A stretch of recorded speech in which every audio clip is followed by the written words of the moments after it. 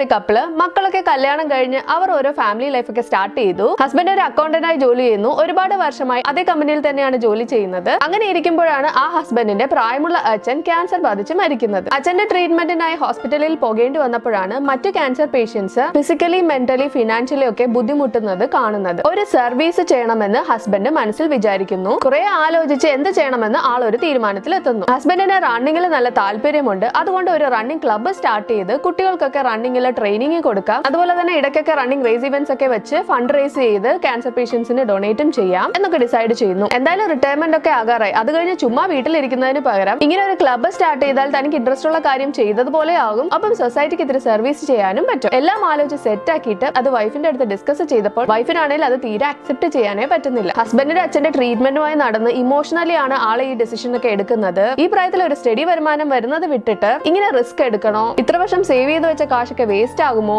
ഇതിന്റെ പുറകെയൊക്കെ പോയിട്ട് സ്ട്രെസ് കൂടി ഇനി വല്ല ഹെൽത്ത് ഇഷ്യൂസ് വരുമോ? പ്രായമൊക്കെ ആകുമല്ലേ എന്നൊക്കെ പറഞ്ഞ വൈഫ് ഹസ്ബൻഡിന്റെ തീരുമാനത്തെ തീരെ സപ്പോർട്ട് ചെയ്യുന്നേ ഇല്ല. ഇതുപോലുള്ള എക്സാക്ട് സെയിം സിറ്റുവേഷൻ അല്ലെങ്കിലും നിങ്ങളുടെ പാർട്ണർ ഗ്രോ ചെയ്യാനായിട്ട് ഒരു പ്ലാൻ ഇട്ട് ലൈഫിൽ ഒരു ചേഞ്ച് കൊണ്ടുവരുമ്പോൾ നിങ്ങൾ അത് സപ്പോർട്ട് ചെയ്യുമോ ഓർ സ്റ്റോപ്പ് ചെയ്യുമോ? Let's think. ബാക്ക് ടു നമ്മുടെ സ്റ്റോറിയിലോട്ട് തന്നെ പോവാം. ഇപ്പോൾ ചെയ്യുന്ന ജോലി വിട്ട് പുതിയൊരു സംരംഭം തുടങ്ങി അതിലൂടെ ഒരു ചെറിയ വരുമാനവും കണ്ട് സൊസൈറ്റിക്ക് സർവീസും ചെയ്യണം എന്ന് കുറെ ആലോചിച്ച് ഹസ്ബൻഡ് റിസ്ക് എടുക്കാൻ തയ്യാറാകുമ്പോൾ ആസ് എ പാർട്ണർ തന്റെ ഹസ്ബൻഡിന്റെ ഗ്രോത്തിന് വേണ്ടിയിട്ടുള്ള ആ ചേഞ്ചിനെ ഓർത്ത് വറീഡ് ആയിട്ട് വൈഫ് അതിനെ സ്റ്റോപ്പ് ചെയ്യുന്നു. അതാണ് episode 13 lesson. Mentally strong couples don't stop growing and changing. ഈ സീരീസിലെ എല്ലാ എപ്പിസോഡിന്റെയും ഫുൾ വീഡിയോ ചാനലിലുണ്ട്. ലിങ്ക് ഞാൻ ഡിസ്ക്രിപ്ഷനിൽ കൊടുത്തേക്കാം. കാണാൻ മറക്കരുത്.